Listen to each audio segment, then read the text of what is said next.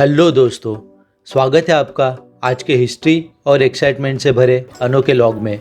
दोस्तों, आज की जर्नी में हम लोग एक्सप्लोर करेंगे घारापुरी आइलैंड यानी एलिफेंटा केव्स और इन दोनों को मुंबई से जोड़ते हुए समुंदर को। ये वीडियो में इस खूबसूरत जगह के बारे में कंप्लीट जानकारी शेयर करूंगा, इसलिए वीडियो थोड़ा लंबा हो सकता है। आप सभी से निवेदन है वीडियो को पूरा देखें और एंजॉय करें।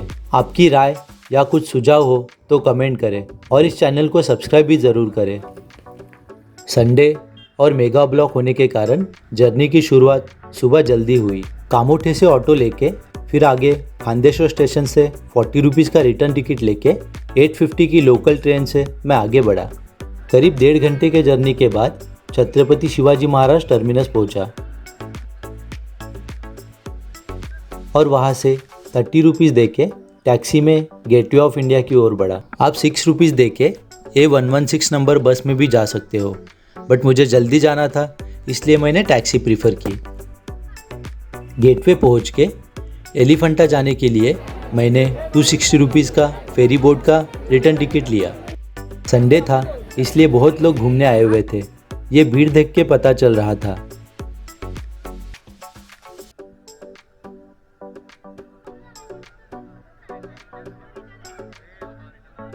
एक के बाद एक करके बोट भर भर के लोगों को एलिफेंटा की ओर लेके जा रही थी। मैं भी बोट में सवार होके आगे बढ़ा। आज तक मैंने बाहर ज़मीन पे से ही गेटवे ऑफ इंडिया और ताज होटल देखा था। आज पहली बार समुंदर में से इन्हें देखने का अनुभव काफ़ी रोमांचक था।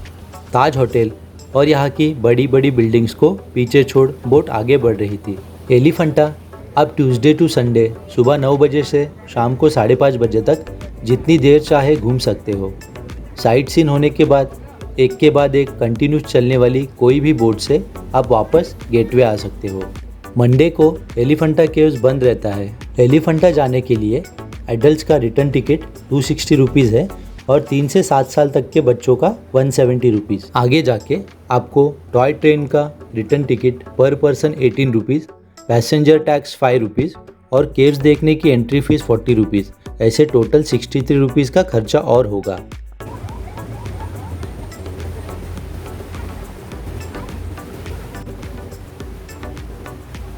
शांत समुंदर, बोट्स, बड़ी शिप्स और आइलैंड के सुंदर नज़ारे एंजॉय करते हुए मैं बोट में आगे बढ़ रहा था।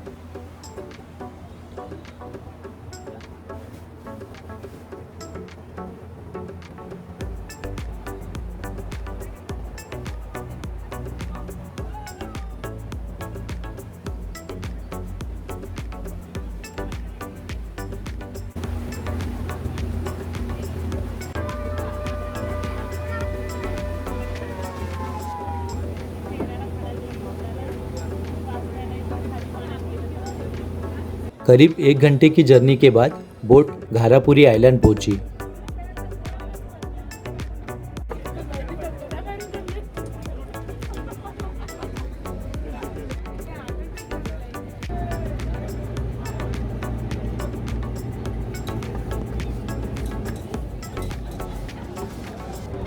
बोट से बाहर आते ही खाने पीने की चीज़ों के स्टॉल्स की शुरुआत हो जाती है और ये आप केव्स के गेट पे पहुंचने तक आपके साथ रहेंगे ताकि आपको रास्ते में थकावट या अकेलापन महसूस ना हो और आप अपने जर्नी को फुल्ली एंजॉय कर सको।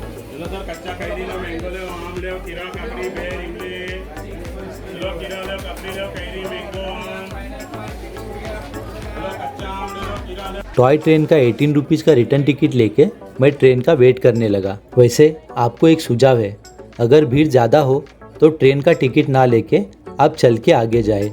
7 से 10 मिनट लगेंगे क्योंकि यहाँ भीड़ में लाइन वगैरह नहीं होती और लोग एक दूसरे को धक्का देके ट्रेन में बैठ जाते हैं। ट्रेन में लिमिटेड सीट्स होने के कारण आपको ज़्यादा समय वेट करना पड़ सकता है।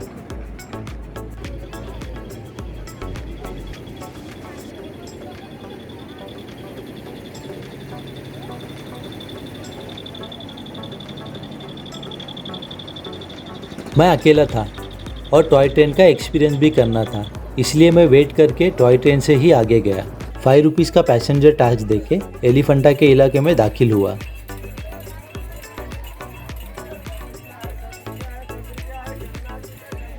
और जैसा मैंने शुरुआत में कहा था, ये रास्ते के दोनों तरफ के स्टॉल्स आप एलिफेंटा केव्स के गेट पे पहुंचने तक आपके साथ होंगे। आगे बढ़ के 120 खड़ी सीढ़ियाँ चढ़ के सफ़र की असली शुरुआत करने से पहले राइट साइड में आपको त्रिमूर्ति के विशाल और सुंदर प्रतिमा के दर्शन करने मिलते हैं। त्रिमूर्ति के दर्शन कर सीढ़ियों पर बसे हुए अलग अलग प्रकार के शॉपिंग आइटम्स के स्टॉल्स और होटल्स देखते हुए मैं आगे बढ़ता रहा।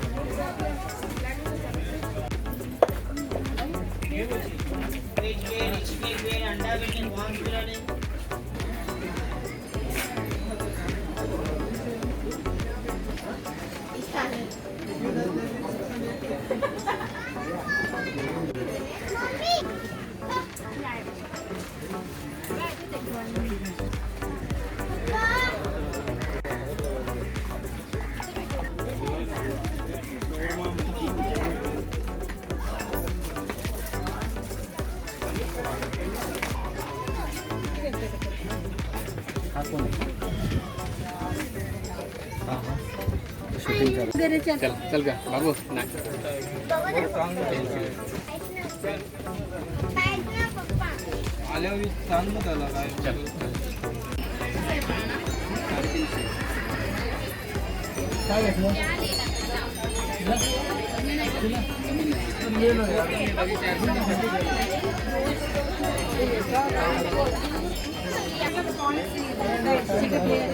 कुछ 10 मिनट चलने के बाद मैं केव्स के एंट्री गेट पे आ गया। 6th सेंचुरी में इन केव्स का काम कंप्लीट हुआ और तब ये आइलैंड घारापुरी यानी गुफाओं का गांव के नाम से फेमस था।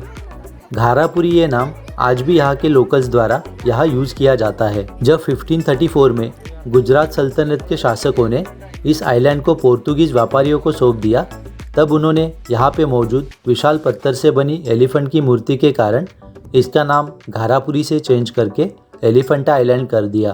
बाद में ब्रिटिश शासकों द्वारा इस एलिफेंट के स्टैचू को इंग्लैंड ले जाने के प्रयास में ये डैमेज हो गया और इसीलिए 1864 में इसे विक्टोरिया गार्डन में रख दिया गया। फिर 1914 में कैडेल और हैवेट द्वारा इसे रिसेंबल किया गया और तब से ये वीर माता जिजाबाई भोसले उद्यान मतलब रानीची बाग में बसा हुआ है। 1661 में पोर्तुगीज़ों ने इस आइलैंड को ब्रिटिशों को सौंप दिया, बट उससे पहले उन्होंने यहाँ पे बहुत सारा डैमेज कर दिया था। पोर्तुगीज सोल्जर्स यहाँ के केव्स और स्टैचूज़ को फायरिंग रेंज और टारगेट प्रैक्टिस के लिए यूज़ किया करते थे, जो इस डैमेज का एक प्रमुख कारण है। ब्रिटिशों के शासन में हिंदू लोगों द्वारा ये केव्स पूजा के केंद्र के रूप में उपयोग की जाने लगी और 1872 से ब्रिटिशों द्वारा टेम्पल टैक्स भी वसूला जाने लगा। फिर 1903 में हिंदुओं ने सरकार से इस टैक्स को माफ़ करने की याचिका दाखिल की, जिसे अंग्रेज़ों ने 3 शिव त्योहार के दिनों में स्वीकार कर लिया और शर्त रखी कि बाकी के दिनों में केव्स को उनके मौजूदा स्थिति में बिना छेड़छाड़ के छोड़ दिया जाए। 1970 में भारत सरकार ने इसे टूरिस्ट एंड हेरिटेज साइट बनाने के प्रयास में यहाँ के मेन केव को रिस्टोर किया और 1987 में इसे यूनेस्को वर्ल्ड हेरिटेज साइट घोषित किया गया। इस आइलैंड पर टोटल 7 केव्स है, जिनमें से केव नंबर 1 सबसे विशाल और शिव की अनेक रूपों से अलंकृत है और त्रिमूर्ति के नाम से प्रसिद्ध है। इसके साथ यहाँ पे और 9 प्रतिमा फलक है जो शिव के अलग अलग रूपों को दर्शाते हैं। यहाँ पे वीडियोग्राफी अलाउड नहीं है, इसीलिए फोटोज़ के थ्रू जानकारी देने की कोशिश करूँगा। ये मेन केव नंबर 1 है। अब हम केव नंबर 1 में मौजूद शिव के अलग अलग रूपों को एक्सप्लोर करेंगे। त्रिमूर्ति एलिफेंटा में शाश्वत शिव की सर्वोच्च कलात्मक कृति है। पंचमुख लिंग के परलौकिक रूप को भव्यता के साथ प्रस्तुत किया गया है। भक्त शिव के 3 मुखों को सामने से देखते हैं। इनका चौथा मुख पीछे तथा 5वां मुख नश्वर रूप का प्रतिनिधित्व करता है, इसलिए अदृश्य है।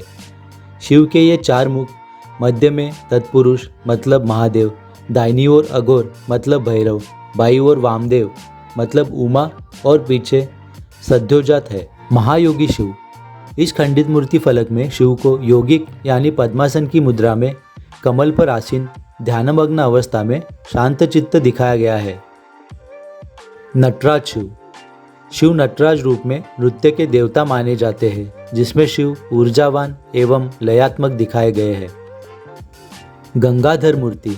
इस फलक में गंगावतरण की महान देवीय घटना में भगवान शिव की भूमिका को दर्शाया गया है। अर्धनारीश्वर शिव। अर्धनारीश्वर रूप के बारे में अनेक मिथक है, जिसमें शिव स्वयं को एक उभयलिंगी के रूप में प्रकट करते हैं। अंधकासुर वध। यह खंडित फलक शिव द्वारा राक्षस अंधक के विनाश के कथानक पर आधारित है। कल्याण सुंदर मूर्ति। शिव और पार्वती के विवाह को दर्शाने वाला यह फलक संभवतः यहाँ की सर्वश्रेष्ठ मूर्ति है। शिव मंदिर। यह शैलोत्कीर्ण लघु देवालय मुख्य गुफा के पश्चिमी आंगन में स्थित है। शिव पार्वती। यह मूर्ति फलक मुख्य मंडप के दक्षिण पूर्व कोने पर उत्कीर्ण है। रावण अनुग्रह। रावण अनुग्रह मूर्ति एलिफेंटा की सबसे विशाल मूर्ति फलक है, जिसमें रावण द्वारा कैलाश पर्वत को उठाने की कथा का अंकन है। शिव मंदिर 2। उत्तराभिमुख मंदिर मुख्य गुफा के पूर्वी भाग में स्थित है। केव 1 एक्सप्लोर करके मैं केव 2 की ओर बढ़ा। रास्ते में आपको ऐसे बहुत सारे मंकीज दिखेंगे। इनसे बचने के लिए आप खाने की कोई भी चीज़ होगी तो अपने बैग में रखें। लोग अपने साथ खाना कैरी करके यहाँ अपने परिवार के साथ पिकनिक का अनुभव लेते हैं। कुछ लोग बरगद के पेड़ के नीचे ठंडी छांव में आइसक्रीम का लुत्फ उठा रहे हैं। यह है केव नंबर 2, जो अपूर्ण है। यहाँ आपको पानी का स्टोरेज देखने मिलता है। यह है केव नंबर 3। इस केव में विशाल द्वारपालों की प्रतिमाएं बनी है, जो अभी पूरी तरह से खंडित अवस्था में है। तीसरी केव के बाद और एक बड़ा बरगद का पेड़ है, जहां आप छांव में बैठ के कुछ देर आराम कर सकते हो। आगे है ये केव नंबर 4, जहां आपको शिवलिंग देखने मिलता है।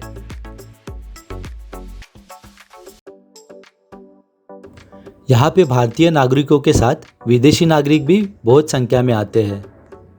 केव्स एंजॉय करके मैं बढ़ा इस पहाड़ के दूसरी ओर कैनन हिल पे 2 कैनन देखने के लिए। इन पहाड़ी रास्ते को एंजॉय करते हुए मैं तोफों की ओर बढ़ रहा था। कुछ देर चलने के बाद पहली तोफ के यहाँ पहुंचा।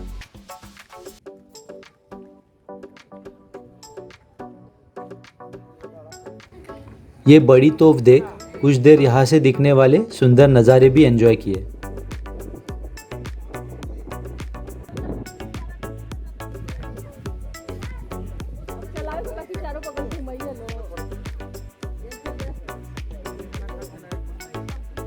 और फिर दूसरी तोफ देखने के लिए निकल पड़ा। दूसरी तोफ की ओर बढ़ते हुए इस पहाड़ी से आप इस आइलैंड के चारों ओर का नज़ारा एंजॉय कर सकते हो। यहाँ से ये आइलैंड पे बसे हुए लोगों के घर और उसके आसपास का नज़ारा काफ़ी खूबसूरत दिखता है। दूसरी तोफ भी बिल्कुल पहली तोफ की तरह विशाल और सुंदर है। तोफ देख मैं अपनी वापसी की जर्नी पे निकल पड़ा।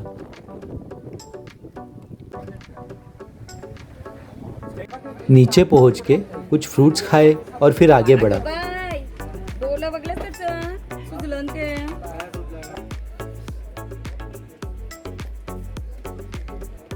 अब घड़ी में कुछ 3:40 हो रहे थे और लोगों का आना और भीड़ अभी भी सेम सुबह जैसी दिख रही थी। मैं बोट में बैठ के वापस गेटवे की ओर निकल पड़ा।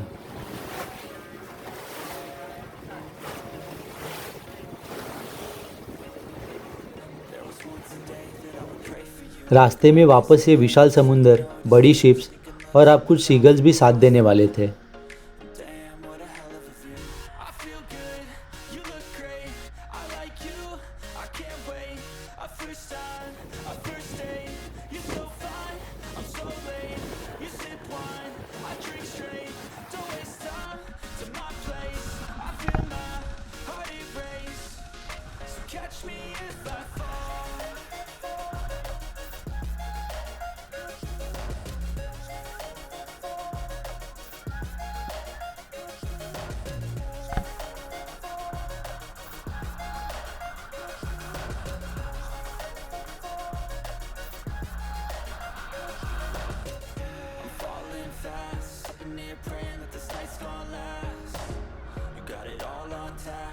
and your vibe always have your back.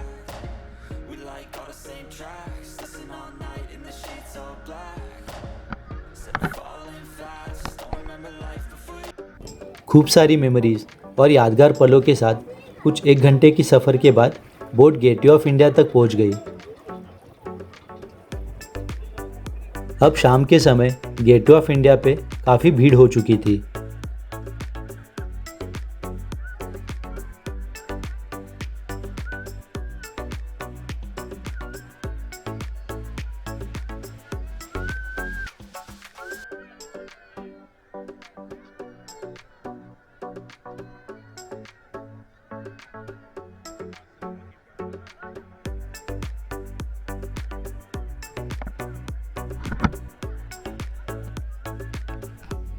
बस को बहुत बड़ी लाइन लगी हुई थी, इसलिए मैंने वापस टैक्सी ली और CSMT की ओर निकल पड़ा। अभी के लिए इस जर्नी में इतना ही। वापस मिलेंगे अगले व्लॉग में। मेरे साथ वीडियो में बने रहने के लिए आपका धन्यवाद। वीडियो अच्छा लगा हो तो लाइक और कमेंट करके हमारे चैनल को सब्सक्राइब भी ज़रूर करें। Thank you.